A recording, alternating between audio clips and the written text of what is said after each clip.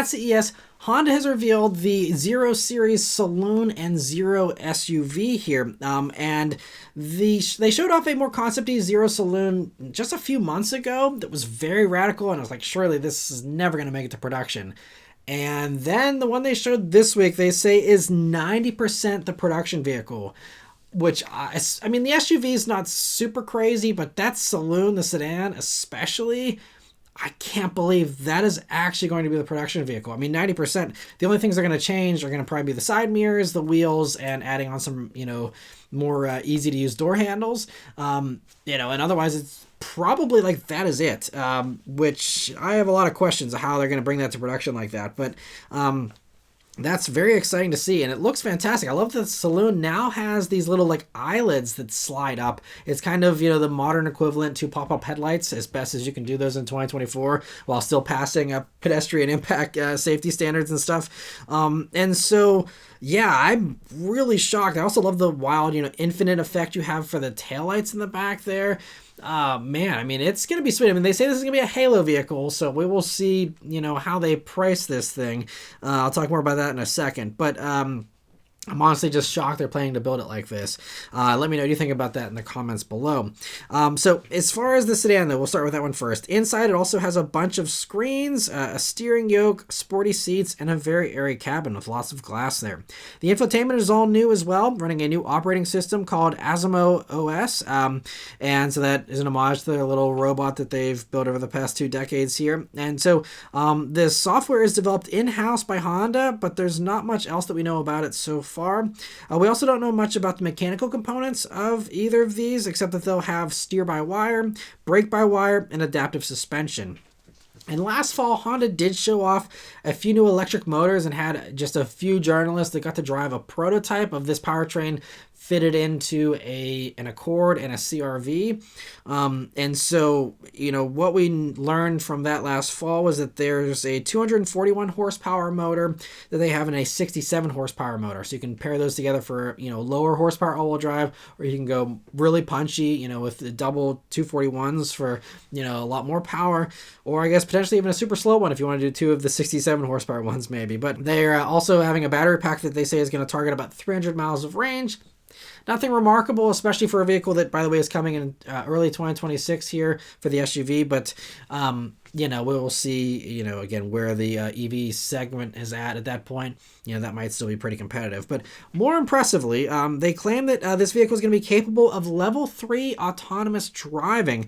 And thankfully, it does appear to have a LiDAR sensor there on the roof for that extra level of safety and doing, autonomous kind of stuff, a little bit more reliably than the other competitors that use just sensors and cameras. This using LiDAR sensors I think is a little bit better. And level 3 also means that drivers will be able to actually take their eyes off of the road and not pay attention. That is what level 3 enables you to do. So we'll see, because other companies haven't gotten there yet, and the fact that Honda is claiming to have this capability, I'm kind of wondering if this is like a later edition, later in the vehicle's life before this actually comes. I don't know if it's going to come in 2026, especially with just regulatory stuff, even if Honda has the tech ready to go. But this means that they say you can watch a movie or join a Zoom call even while you are in the vehicle. But I think the realistic way that people will use this technology is just to stare at their phones more, because that's all everyone wants to do when they're behind the wheel anyway, it seems. But anyway, we'll see, again, if this stuff actually does, come to be a thing. I am assuming it still will put responsibility on the driver, though. So it's going to be one of those things, use at your own risk, and if it screws up, it's on you. I'm guessing is how they're going to play the liability thing, but we'll see. But yeah, I mean, companies like Toyota, Ford, General Motors, all these massive companies haven't been able to crack this yet. Tesla hasn't been able to actually crack this yet as far as an eyes-off system either. So it'll be interesting to see who actually does this first. As far as that Saloon, there's no price for it yet, but it will begin production at the Ohio EV Hub in late 2026, they say, for that one. And then moving on to the SUV here, that looks to get most of the same stuff as far as the mechanical stuff goes. And on the inside, it looks mostly the same as well, other than, more ordinary seats and, of course, the more vertical cabin there. But this one also, I believe they're claiming, is 90% production ready and will actually be the first one to arriving sometime in the first half of 2026. So, I mean, that one is certainly like basically production ready because it is going to be rolling off the production line in roughly 12 months or so here. So coming pretty soon. And it's classified as a mid-sized SUV.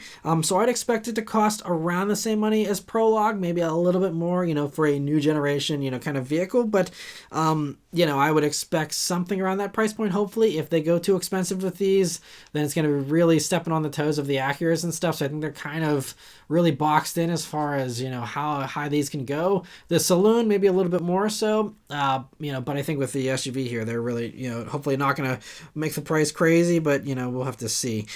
They also confirmed that these two vehicles will have NACS ports, and that Honda is also partnering with the Iona network that they formed with a few other car companies to add 30,000 more chargers in the US by 2030. And also, last little bit of tech here for these vehicles is that if the owner would like, Honda claims that when the car is at home charging, it can elect to charge only when charging costs are lowest or whenever charging can be done with only renewable energy from your provider. And they also say that if the house is properly equipped, it can even feed in electricity into the grid. If the vehicle has enough charge, it can feed into the grid during those peak demand periods, and you could actually make some money off of kind of flipping electricity with the vehicle being the holder for that, which is, I think, a really promising idea in the future, especially if we do have more demands on the grid and stuff. This could be, a really cool way to kind of monetize your own vehicle for you. Again, it requires a house that's wired up for that stuff, which isn't cheap, but a cool idea, and hopefully that does actually work out in the future. But I'm just hoping both these vehicles are priced really well.